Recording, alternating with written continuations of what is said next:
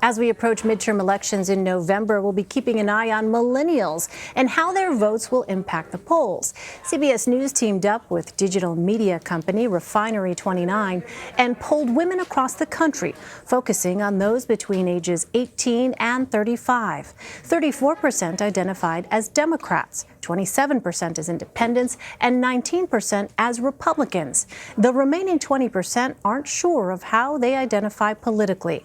We found that 7 in 10 are dissatisfied or angry about the Trump presidency and the direction the country is headed. And only 30% say they will definitely vote in November.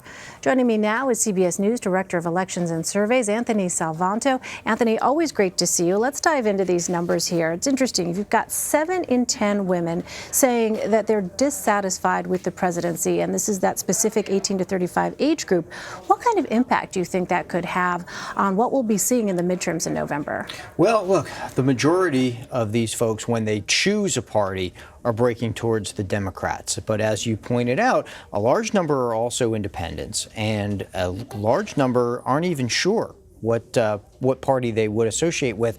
And that speaks to the fact that a lot of them still are distanced from politics. In fact, the largest number of any age group that says they're not definitely going to vote is this one. So you got these folks here at age 18 to 39 are the least likely to say that they're definitely going to vote in the midterms. So to your question of what impact is this going to have, it really seems uncertain, because you compare this to, say, older women over 65 who are twice as likely to say they're definitely going to vote, and it really becomes a key thing to watch. We know that they're dissatisfied with the country, and we know that on balance, those who pick would prefer the Democrats, but it's not clear that they're going to show up. Well, at the same time, we're seeing a wave of women run for office, and but reactions to that seem to be mixed right now. So I wonder, is there some kind of partisan split over whether or not people think that's a good idea? Because the thinking going into this year was a lot of women were going to step up because they said,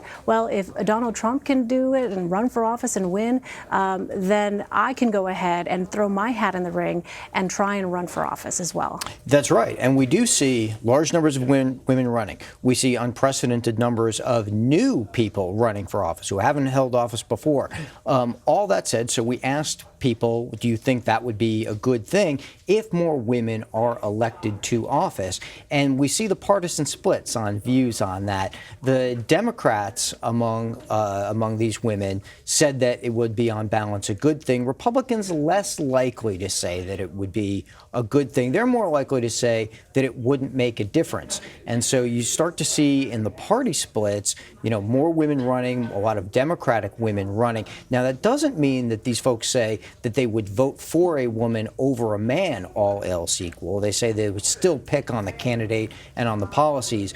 But many of them, in particular many Democrats, say they would like to see more women in office. And the reason that they give is they think it would help with diversity. Well, the poll also found that only 26% of younger women say a candidate being a member of their political party is a high priority.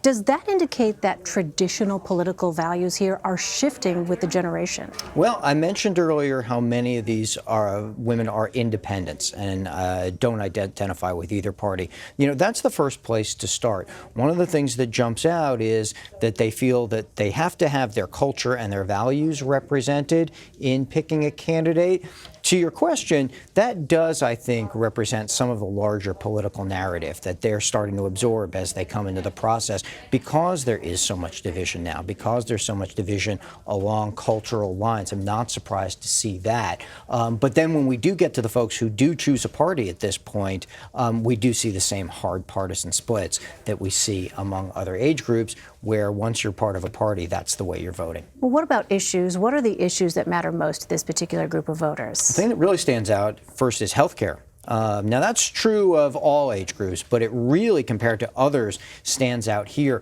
I think one reason for that is that it's a pocketbook issue. So you can more easily see perhaps how government policy is affecting you there.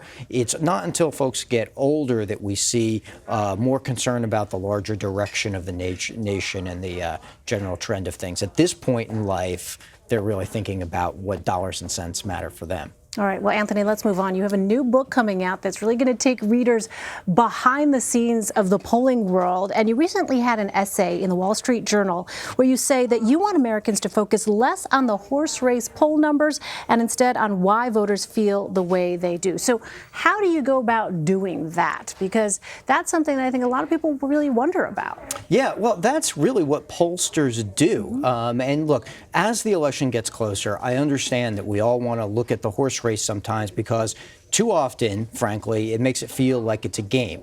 But it's not. It's an argument, and it's a dialogue, and it's a debate. And we want to treat it that way, which means we as pollsters, we need to communicate why people are thinking and feeling the way that they are and what could change. Because as human beings and as people, our minds do change and our opinions do change. And part of that is the dynamic that, frankly, we find so exciting, that pollsters find so compelling to measure. Well, you wrote that the 2016 election surprised a lot of people, but that it shouldn't have. What do you think people misread in the polls that led up to the results that shocked so many people? Well, for one thing, always assuming that the leader wins. Now, very often that does happen. Very often it does. But if you looked behind the horse race in 2016 and saw that both candidates were disliked and saw that Republicans were thinking about but not quite ready to support the president, you weren't shocked when they came home to eventually vote for him. Things like that, when you get beyond it and you see where people stand and how they're thinking about the race, you start to see, okay, there's a dynamic here. There's some back and forth going on, and all those things could eventually shape the election and also describe for you who people are and who those other folks on the other side, who they are, what they're thinking, why they're thinking it. That's ultimately what we want to know. You can't just take who wins and fill in the story. You have to let people tell you the story for themselves. So that's what we try to do as pollsters, is listen to people and let them say that. Well, I'm really looking forward to reading your book. Anthony Salvanto, thanks so much for stopping by. Thanks, Lynn. And Anthony's book, Where Did You Get This Number? A Pollster's Guide to Making Sense of the World, will be out on August 21st. It is published by Simon & Schuster, a division of CBS.